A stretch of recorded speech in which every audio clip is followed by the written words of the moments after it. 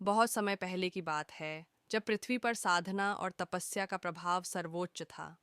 एक महान संत ऋषि अतुल हिमालय की गहरी गुफाओं में तप कर रहे थे। वे भगवान शिव के अनन्य भक्त थे और उनके दर्शन के लिए वर्षों से कठिन तप कर रहे थे। एक रात जब वे ध्यान में लीन थे, अचानक उनकी समाधि भंग हुई। आकाश से एक रहस्यमयी आवाज आई, तुम्हारा समय आ गया है। यदि तुम सच्चे भक्त हो तो महासागर के मध्य स्थित एक गुप्त द्वीप पर आओ। वहां वह रहस्य छिपा है जिसे जानने के बाद तुम्हारी भक्ति पूर्ण होगी। ऋषि अतुल ने बिना विलंब किए अपनी यात्रा प्रारंभ की। वे कई पर्वतों, नदियों और घने जंगलों को पार करते हुए एक विशाल महासागर के तट पर पहुंचे। लेकिन सामने फैला अथाह जल उन्हें चुनौती देता प्रतीत हो रहा था।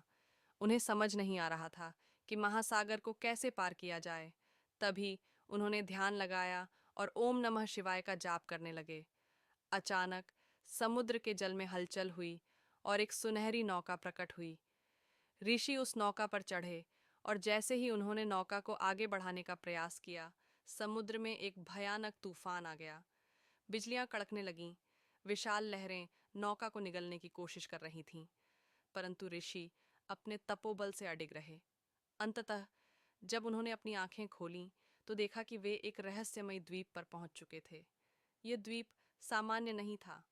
चारों ओर अजीब सी रोशनी थी, हवाओं में मंत्र गूंज रहे थे और सबसे अद्भुत, एक विशाल शिवलिंग बीचों बीच स्थित था, जिसके चारों ओर नाग देवता पहरा दे रहे थे। जैसे ही ऋषि अतुल ने शिवलिंग को प्रणाम किया, वहां प्रकाश फैला और स्वयं भगवान शिव प्रकट हुए। उनके तीसरे नेत्र से ऐसी दिव्य चमक निकली कि पूरा द्वीप जगमगा उठा।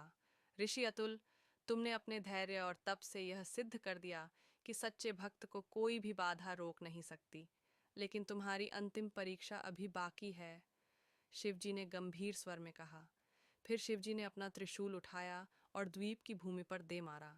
अचानक वहां एक गहरी खाई प्रकट हुई और उसमें से एक विशालकाय राक्षस बाहर निकला। यदि तुम वास्तव में मुझे पाने योग्य हो तो इस राक्षस का सामना करो, लेकिन याद रहे, तुम्हें इसे बल से नहीं, बुद्धि से हराना होगा, शिवजी बोले। राक्षस अत्यंत शक्तिशाली था। उसने आग उगलना शुरू कर दिया। द्वीप हिलने लगा। आर्ष ने शांति से उसकी आंखों में देखा और कहा, हे दैत्य, तुम कौन हो? दैत्य हंसा और बोला, मैं कालकूट हूँ, वह विष जिसे भगवान शिव ने समुद्र मंथन के दौरान ग्रहण किया था। मुझे मुक्त करने के लिए ही शिवजी ने तुम्हें यहाँ बुलाया है। ऋषि को सत्य का बोध हुआ। उन्होंने शिवजी की ओर देखा और प्रार्थना की, हे महादेव, यदि मैं आपका सच्चा भक्त हूँ तो इस दैत्य को उसी रूप में समाहित कर लूँ जिस रूप में आपने उसे धारण किया था। जैसे ही उन्होंने यह कहा, उनका शरीर नीला पड़ने लगा और राक्षस धीरे धीरे उनमें समाने लगा। लेकिन ऋषि को कष्ट नहीं हुआ, बल्कि उनका तेज और बढ़ गया।